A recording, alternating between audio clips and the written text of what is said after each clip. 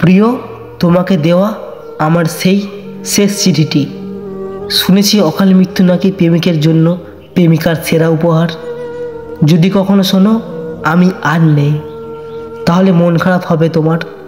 তুমি কি কাঁদবে আমার জন্য? স্মৃতিচরণ করতে গিয়ে ব্যথিত হৃদয়ে শুধু আমার কথা ভেবে বালিশ ভেজাবে আঁখি জলে। এই আমি এত করে তোমাকে ডাকলাম, তুমি তো সাড়া দিলে না। আকুলতা নিয়ে তোমার সঙ্গ চাইলাম, তুমি তো আসলে না। হুট করে যদি শোনো আমি আর নেই, শেষ দেখা তুমি দেখতে আসবে তো? অপুষ্টিতে ভোগা মলির মুখখানা দেখে ভয় পাবে তো? মায়া লাগবে না তোমার?